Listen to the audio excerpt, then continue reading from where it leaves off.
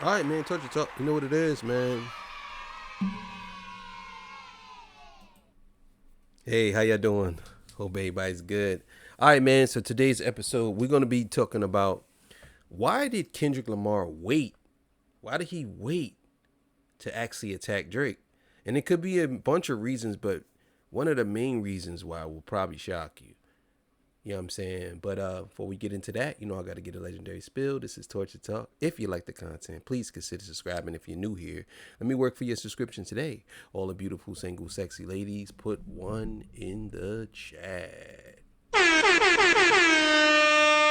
All the fellas, y'all know where to find the ones that just don't harass them. I don't sell no merch, but I do have content absolutely free. But if you want to leave a donation, link is in the description or right here on the screen. Cash App, right here. No more PayPal. They call me the Hidden Gem. 1,300 subscribers, over 13, 14, 15, 16, 17,000. And yes, I am the king of the north. Let me know what kingdom you from. And yeah, I'm here, baby. Let's get to it. I'll be in the studio later. I might do a live. I decided not to do a live about the Lil Wayne one because number one, they was actually every time I try to post something with the songs in it, they copyrighted it. And I'm trying not to get that no more, unless it's something that I know is worth it. And I knew it wasn't worth it. So, but yeah, man, thank y'all for tuning in to that. If you want to see that, if you're a Lil Wayne fan, don't watch that video. That's all I'm gonna tell you. And yeah, man. So also too, make sure y'all go to Torture Talk After Hours and subscribe over there. It's right at the top of the description box. You know what I'm saying? I'm trying to get to 5,000 over there. I'm trying to get over here. I'm trying to get to 18,000. I'm almost there, man. So help me out. Share this content. Push this content. Thank you. All right. So look, man. Let's get to this, man. No more talking. No more talking. All right, man. This comes courtesy of Lightwalker X. You know what I'm saying? Make sure y'all go subscribe. It will be in the description too as well. So, you know what I'm saying? Let's get it, man. Let's go.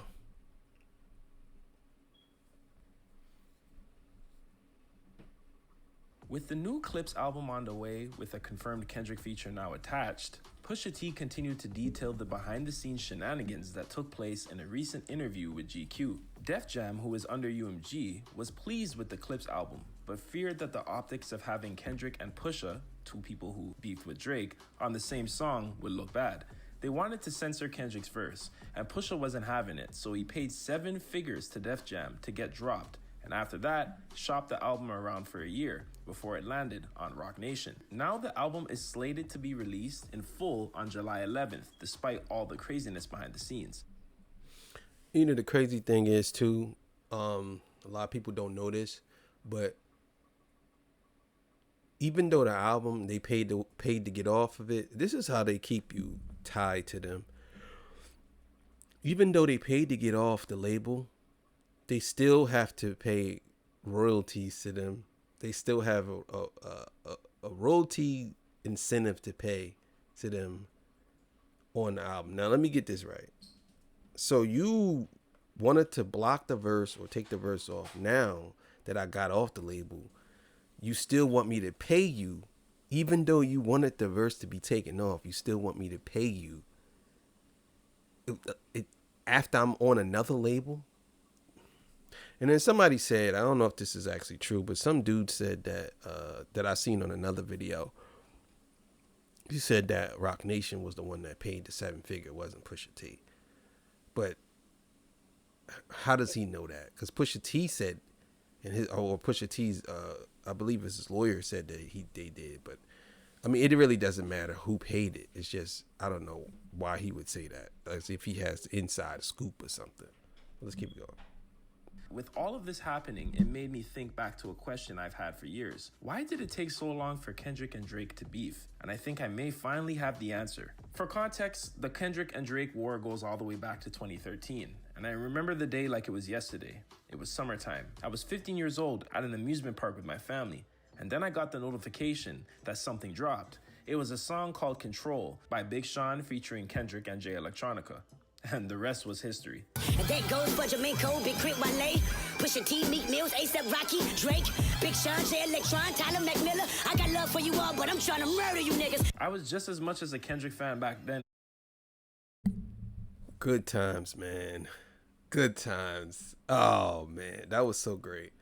You know the crazy thing is like I I love the fact that Kendrick Lamar did that. I'm cut from the cloth where MCs battle. Like Jay, Mobb Deep, Tupac, Big.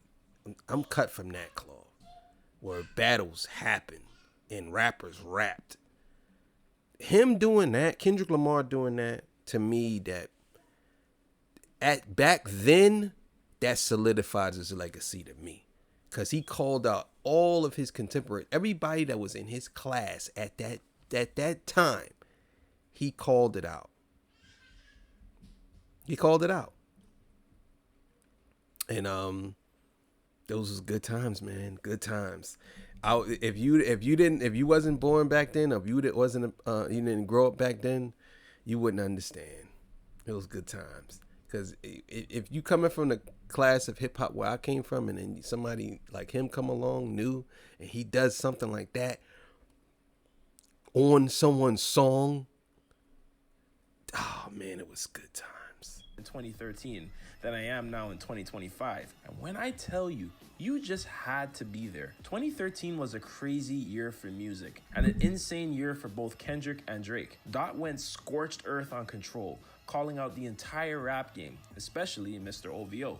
And Drake ended up coming back with, in my opinion, his last all-around great project, Nothing Was the Same, where Drake had return shots for Kendrick on the song called The Language. I don't know why they been lying, but your shit is not that inspiring. Fuck any nigga that's talking that shit just to get a reaction. I am the kid with the motor mouth, I am the one you should worry about. I don't know who you're referring to, who is this nigga you heard about? Someone just talking that bullshit, man, someone just gave you the runaround. Dot would respond later in 2013. And see, again, this is what I'm talking about. They were going at it. You know what I'm saying? And I think that was good. That was good.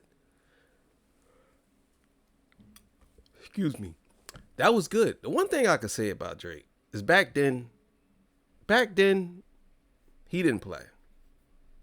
He stood 10 toes down back then. He didn't play. Now, I could say he ain't really playing, but now he just was out of his element. He was out of his element. Kendrick was just too much for him. Back then, he probably had a shot. Kendrick was still one, in my opinion. But he had a shot back then. But now, no, absolutely not.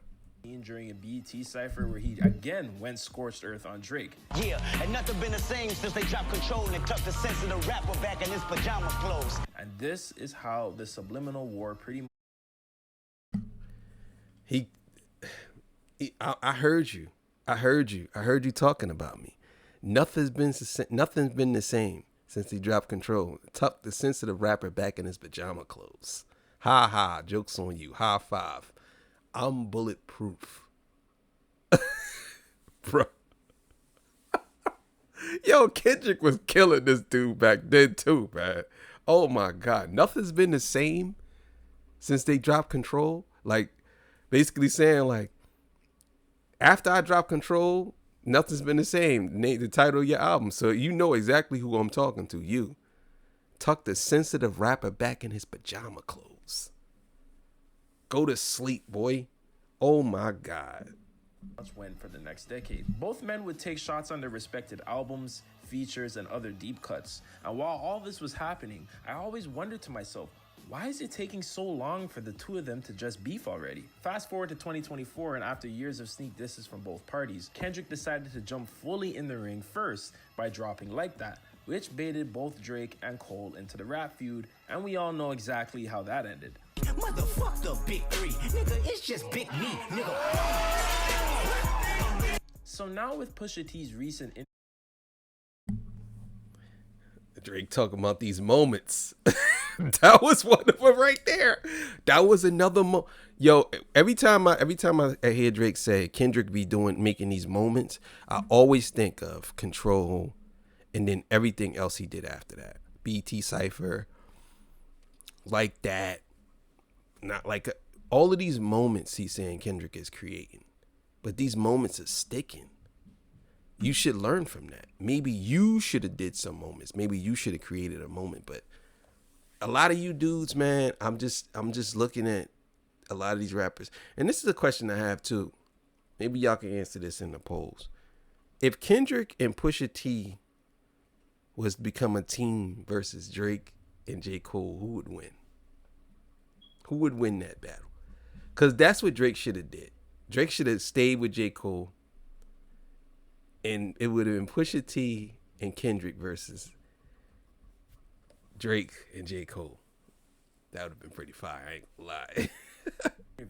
Detailing the issues he faced behind the scenes post story of Adidon, it had me thinking, is this the reason why Kendrick waited all these years to diss Drake? In my opinion, I think Dot was ready to feud with anyone, especially Drake back in 2013. And some would argue that Drake would have had a better chance had he entertained this earlier in his career. And even though I think Kendrick would have still beat him back then, I think Drake would have made a much better effort during that time because he wasn't so far gone yet, no pun intended. Just by seeing how Drake handled the Control verse, it was already extremely telling, and it showed that he didn't understand the culture even earlier in his career. There was also that interview with ESPN and That's a fact. That's a fact. He didn't understand. He ain't never lie about that. That's a fact. He didn't understand the culture. And I think that back then he thought he thought he controlled the culture. Like subliminally in his head, he thought, not even subliminally, but more like subconsciously, he thought he controlled the culture. You know what I'm saying? That's what he thought. He thought he controlled the culture, like without him really doing it. Like he manipulated what it was going. Nah, they gonna listen to me. This is what's really going on. I'm the guy. You know what I'm saying? Like that's why he said what he said. What he said in the language. You know, I don't know why they lying. I don't know why they lying. But it just isn't inspiring. Like, but he knew that was battling Kendrick was gonna come to a bad ending for him anyway. I think that's why he kind of avoided it for a while. Marcellus Wiley, where Drake was apparently going off on Kendrick, which he had scrubbed from the record shortly after. So we taping the interview with Drake. You know, we see full shot of Drake. We hitting each other elbow like, this motherfucker going in. And he just kept talking trash about Kendrick. They got the video somewhere, so I wish they just let the shit go because it's out there, but they probably burned them like the Spygate tapes or some shit like that. Marcellus Wiley and Top Dog, the CEO of TDE, are good friends. So could whatever Drake... I remember that too. I remember that Drake, he did that, and then he called up there and said, because at first he tried to make it seem like him, the guy, try to make it seem like he didn't know who it was. He didn't know if it was Drake, and then they said, well, was it who it was? And then he said it was Drake. But at first everybody didn't know who it was. Everybody was thinking that it was Kendrick. A lot of people thought it was Kendrick talking about Drake. But then they kind of found out it was Drake. But then I believe it was Drake's team. They called up there and said, do not put that out. Don't put that out. Don't put it out. And it was like, nah, releasing. Like, nah, don't put it out. And they didn't ever drop that. They never dropped it. I think Kendrick probably seen it. I think he heard it and he seen it. And this is probably why he has an issue with Drake. Maybe that's what he's talking about. But I'm really more curious on what does Kendrick mean by we have some shit to discuss? Like, it got to be something. It's got to be. Have said during that interview gotten back to Top and Kendrick? Or do you think the interviews that Drake gave after Dot's callouts were revealing enough? And that verse was, he's giving people like moments, you know, like that verse was a moment to talk about. Are you listening to it now at this point in time? Okay. I almost wish he had come in there on that shit because I kind of lost like a little respect for the sentiment of the verse. Where is Drake at with Control? See, Drake biggest problem is he tries to play a tough guy. You know what he should have did, in my opinion? This is what I think he should have did. He should have been like, nah, that verse was fire. It was dope. That verse was fire. I'm gonna make something better than that. Trust me, I'm gonna get him back. I'm gonna get you back, Kenny. I'd be like, I'm gonna get you back. But I ain't gonna lie, he shook up the world with that verse. That's what I would have did. Because then you add an element of competition, but also you don't seem like you're being a hater. Because it just seems like this. Everybody else took the verse and they ran with it. Even people that wasn't even in the verse, they did joints. But he was the only one that took it to heart. And that's when Kendrick said, you a sensitive rapper. Nothing been the same since they dropped Controls. Tucked the sensitive rapper back in his pajama clothes. Ha ha, joke's on you. Like, that's what it was. I'm probably like as done as like the rest of the world is with that record. Like I think it came and it went, you know what I mean? And not to discredit it, like it was a good moment, but at the end of the day, it's just like, it was like one of those sort of like fleeting like Twitter frenzies that like, it was cool for what it was. Regardless, I can see Top sitting Kendrick down at some point in 2013 after Control was released, informing Kendrick that you're gonna have to go about this with strategy if you're coming to battle this guy, because the power he has behind the scenes is big and he's extremely sensitive to what went down. Fast forward to 2015, and Drake gets into his first major rap beef with Meek Mill after Meek Mill exposed Drake for having ghostwriters. Meek was just coming out of prison at the time and had a hard time finding a studio in the city, which is what stifled his effort. Drake would drop Charged Up, his first response to Meek, and Meek played around like he wanted to make up. Then, Drake dropped back to back and finished Meek before he can even respond with his first song, Wanna Know. Trigger fingers turn to Twitter fingers. Yeah, you getting bodied by a singing nigga. Despite the ghostwriting allegations, this would propel. Daylight went off. I ain't gonna do that though. I'm not gonna do that. Yeah. He got you, Meek. You getting bodied by a singing nigga. Trigger fingers turn to Twitter fingers. Basically saying like, yeah, you trying to make up. Like, nah. Getting bodied by a singing nigga. Damn. Drake to his hitmaker status, and Drake went on a 2-year run performing back-to-back on his very successful tours that followed. The running joke everyone made after this beef was that Meek Mill's career wasn't the same again. Even after the two made up in 2018 and Meek dropping a solid project in Dream Chasers 4, Meek was never looked at the same again.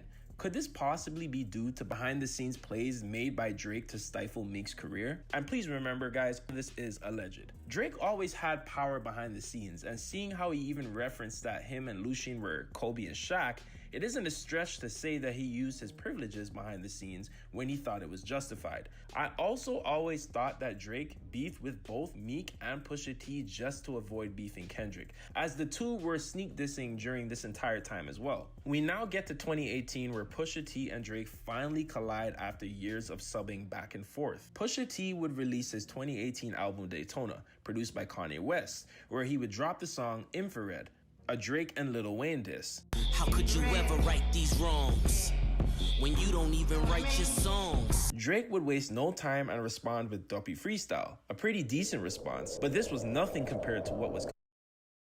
Yeah, Duppy Freestyle is the best diss record Drake ever did, outside of Back to Back. I would say it's on the same level. Yeah, it's that great. I actually, and I ain't gonna lie to y'all, at that time, I had Drake beating Pusha T lyrically with Duffy Freestyle. I'll go on record and say that. But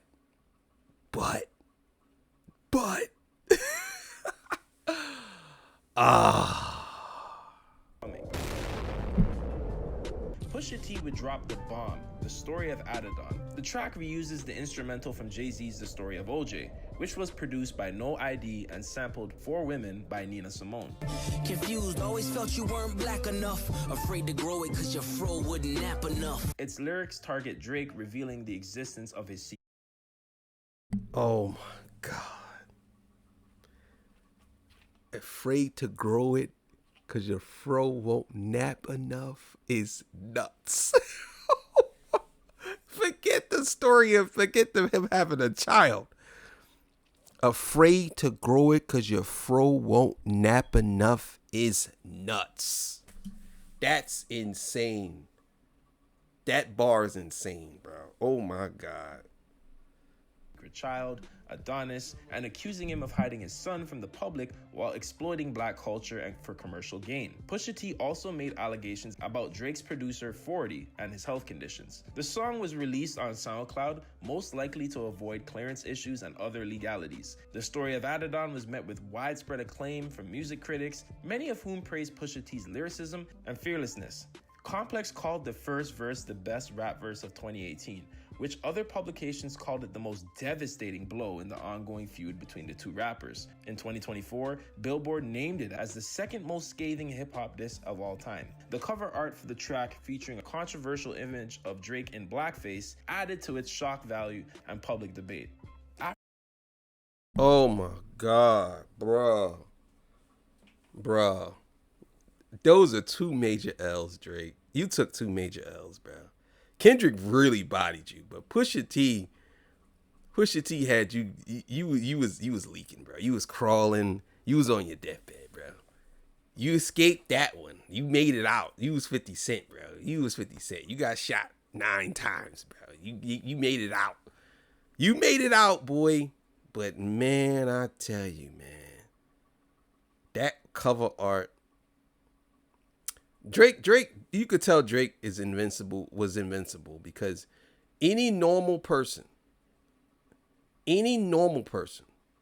would have not survived that. He hit you with 3 disses in that. He hit you with the culture diss. He hit you with your son, revealing your son. And he hit you with you using blackface. All in one track. And you still survived that. And matter of fact, you even go on record and say you was the one. You lost. You said you lost. Nobody else said it. You did. So any fans that say that Drake won the battle between him and Pusha T, Drake literally said he beat me. He got me. He said that out his own mouth. So you can't, there's nothing you can say. The man literally said he lost that battle. He said he lost. And I think that he learned from that, but he didn't learn enough because I'm be honest with y'all. I think that he thought Kendrick wasn't as savage like Pusha T. I think he thought that he was, and I also think that Drake felt like he was going to play Kendrick's game. And Kendrick didn't play his game. Kendrick played his game. I think he's like, okay, I'm going to get him with this. I'm going to rap, and he's going to lose. And he lost. After a month of speculation, Drake confirmed he did indeed have a son in lyrics from his 5th studio album, Scorpion. He ultimately did not respond to the diss track, and the rest was history. Pusha's story of Adidon was eventually taken down by UMG, but can still be found on YouTube via re-uploads. Now, Pusha T only started having issues behind the scenes releasing music in 2018, the same year the story of Adidon was released. There was one instance where Rick Ross, Pusha, and Lil Wayne had a song set to release, but Pusha was mysteriously dropped from the song after calls were made. Rick Ross stated in an interview that he was the one that decided to take Pusha T off Maybach Music 6. He wanted to get Wayne and Pusha on the same record, but thought it was too early. Some people allege that at this time, Drake used his connections and friendship with Rick Ross to get him off the song, as Drake was also on the same Rick Ross album. I mean, what I did was I put together a record, and it ultimately came down to what would the vibe be if I was to release this record. Would this help move forward and end the tension between these two, young icons? Because ultimately, that's what I want to see. Another example was during Pop Smoke's posthumous album, which was under Republic Records. There was a Pusha T verse on one of the songs, but then it was suddenly taken off. The label eventually threatened to not release the album in its entirety, just because Pusha was on the song. Young Thug even made an Instagram story about this issue, thinking that it was a full-on diss track. Remember, Thug is a good friend of Drake, and even the wording of his story seems like Thug himself knows of the power that Drake has behind the scenes, which is probably why he did not want to risk losing his friend and making an enemy out of him. Now, industry people talk behind the scenes, so while Dot was recharging during the early 2020s, I believe he knew exactly all the issues Pusha T faced post his battle with Drake. That's a fact. I believe that too. I believe that he knew as well. I believe that Kendrick knew, and I believe that's why Kendrick said to him, we got some shit to address. I think Kendrick Lamar, whether it's something to do with his female, because Drake does try to do that all the time, or it's something to do with him blocking stuff. And I think Kendrick's like, nah, I need to talk to you, bro. You know what I'm saying? I need to talk to you. Kendrick must have known that if he was eventually going to clash with Drake, he would need to be extremely strategic, given how he is allegedly act behind the scenes. At the start of 2020, Kendrick and Dave Free started PG Lang, their own multimedia company. And after the release of Mr. Morale in 2022, Kendrick and Dave Free would leave TDE. At the time, many people speculated this could be due to ongoing issues between Kendrick and Top. But little did we know this was a small chess move in a grander game of war. Did Kendrick wait to complete his contract with TDE before deciding to engage with Drake? Given the information we know and things we don't know, Kendrick could have thought going out on his own would be better than doing it under TDE, which would put his label and label mates in the fire as well. Seeing how he strategized so well during the battle, is it a stretch to say he strategized this whole thing as well? The first clip in the Not Like Us music video is of a courthouse. So does this insinuate that Kendrick always had a feeling that Drake would take it to court? In Euphoria, we heard Kendrick mention that Drake sent a cease and desist for Like That. Metro Boomin would confirm himself during the beef. A cease and desist is for hoes. Can't listen to lies that come out of your mouth. It was also mentioned. Yeah, Drake was definitely digging. He was definitely digging a hole for himself. He was digging a hole. Everything Kendrick does, and Rhapsody said this on one of the Joe Budden podcasts. She said, I'm going to tell y'all right now, everything Kendrick Lamar does has a point to it. She said, even down to the smallest thing, everything he does has a point to it. He said, he don't do things just to do it. He said, just want you to understand this. Everything he does has a point to it. And I believe her. I believe her. The docket filings for Drake's defamation lawsuit that Drake wanted to get Not Like Us originally censored upon release. And it seems that when UMG did not comply, Drake would take drastic measures which would lead to the lawsuit against them. Kendrick Lamar's diss tracks against Drake in 2024, including Not Like Us, were released under his own name through Interscope Records, rather than through PG Lang, his creative company. For instance, Not Like Us was credited as 2024 Kendrick Lamar, under his exclusive licensing to Interscope Records. This strategic choice appears to have been made to separate the diss tracks from PG Lang's brand identity. By releasing the diss tracks independently, Lamar likely aimed to shield PG Lang from potential legal risks associated with the controversy surrounding the feud. In contrast, Lamar's sixth studio album GNX, which also included the songs Heart Part 6 and Squabble Up, was released through both PG Lang and Interscope. This underscores Lamar's intent to keep his personal artistic expressions separate from PG Lang's broader creative endeavors. Therefore, while That's a fact. That's a fact. All of those songs, from Not Like Us to Euphoria, Meet the Grams, they all Kendrick. But they're not on the album. They're not even bonus tracks. He did that. He did that. That's a fact. PG Lang was involved in the release of GNX, the diss tracks aimed at Drake were deliberately released under his own name via Interscope Records to maintain a clear distinction between his personal artistic statements and PG Lang's brand. Fast forward to 2025, and we now have this interview detailing the years of issues Pusha and his team had to deal with as Def Jam wanted to do the same thing to Kendrick that they did to him. It seems like beefing with Drake comes with a lot of post-career issues, which is insane to think because in most of these instances, he was the aggressor or the antagonizer, using his behind-the-scenes power to stifle artists he has issues with. Both Drake and UMG are at fault for this behavior because they have been clearly coddling him for years now. So it all makes sense as to why Drake sued UMG, because it's clear they have used ill practices on other artists in the past, especially in his favor. And when they That's another fact. That's a fact. They were, and I said this before, I'm on the fence about this with UMG because you think about it. It may seem like UMG is helping, but they really only protecting themselves from Drake saying, well, you did this before, why you ain't doing it now? You know what I'm saying? But at the same time, I'm looking at it from a point of view of Drake is like, okay, I was doing all this and I didn't care as long as I got my way. That's why I think Drake is wrong. Because you taking them to court for something that they was to you, they was only doing for you because they wasn't doing this for other artists. They was only doing it for you. So I can't say that this is a common practice. I could just say this is more of a favoritism thing. But let's keep going. Refused to do it for Kendrick, he lashes out and files a lawsuit, probably believing in his head that there's no way that Kendrick could have beaten him organically because UMG has played a huge part in manufacturing his own success. With this interview, we now know that UMG and Def Jam were censoring Kendrick from last year, and this was out of fear due to having Pusha T and Kendrick on a song together. This has to debunk the theory that Kendrick was colluding with UMG to defame Drake, because UMG just showed you that they're willing to stop Kendrick from releasing to protect Drake. There are no confirmed disses on this song or album, but the pairing of the two alone was enough for Def Jam to not want it to happen. This entire beef proved one thing. The labels had been treating Drake as the standard in hip-hop, and that was a grave mistake. No one artist should ever define the boundaries of the culture.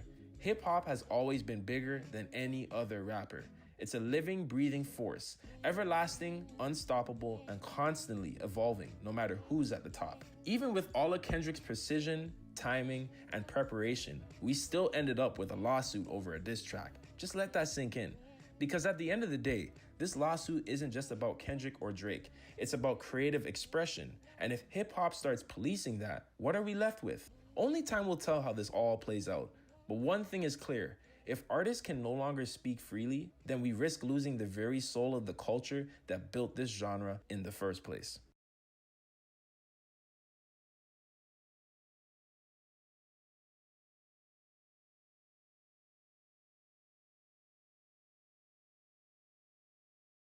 Yeah, pretty interesting video.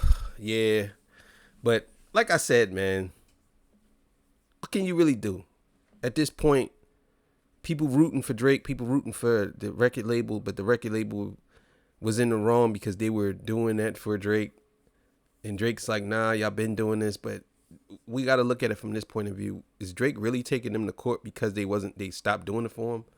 Or is he taking them to court because he feels as though they helped destroy him? And my thing is like, well, you were actually trying to censor people and I'm not gonna say they was helping you to destroy people, but then again, it's kind of like they were, because they wasn't censoring you, but they were censoring everybody else. So it kind of is like they were helping you destroy them, and now it's like the pot calling the kettle black. So now you mad because you are getting the same thing done to you in a way, not necessarily getting done to you. It's more like, okay, we're gonna let it play out. This probably, to be honest with y'all, Drake probably would have took a L a long time ago, now that I think about it. Because if you're censoring people from years ago and they stop taking away, or even not even them dissing you, just basically getting your feelings about it, nah, take that song off. I don't want him like, you doing stuff like that. I don't know even what to say, but you already know what it is, man. Okay, words of inspiration. Look, if you are not satisfied with yourself and you are, how would I say, if you love yourself, love yourself. But if you're not satisfied with your weight, or you're not satisfied with how you look and how you feel, and you are in a tough place, I understand. And I understand that it could be tough when you are in a place where you don't really have nobody to turn to and nobody to go to, but you have to turn inward. And I'll be honest with you. I'll be straight with you. Get off your ass. Don't sit on your ass. If you have weight issues and you want to lose that weight, get up and go lose that weight. Even if you got to get up and walk every day. You know what I'm saying? Do something about it. Don't sit around and not do nothing. And just feel like you can't do nothing. They say the heaviest weight in the gym, and this is a quote that I seen, and it blew my mind. I think David Banner said it he said he got it from somebody else. The heaviest weight in the gym is you pulling the door to the gym. That's the heaviest weight. And he also said, if you go to the gym and you just go to the parking lot, it's better because you have that mind state going into it. So if you are a person who's depressed and you feel like you need help and you overweight and there's nobody to help you, have to turn inward. You have to. Self-preservation, you have to be about yourself. And I understand when you say, oh, they have, listen, use what I'm saying to you to help you motivate. Get up and do something and eat right. Put the snacks down. Stop eating junk food. Stop eating a lot of processed food. Even if you eat right for one day a week, it's better than you not eating right. You know what I'm saying? So, believe in yourself. All right, man. I love y'all. I'll see y'all on the next one, man. I'm out of here. Peace. Bye.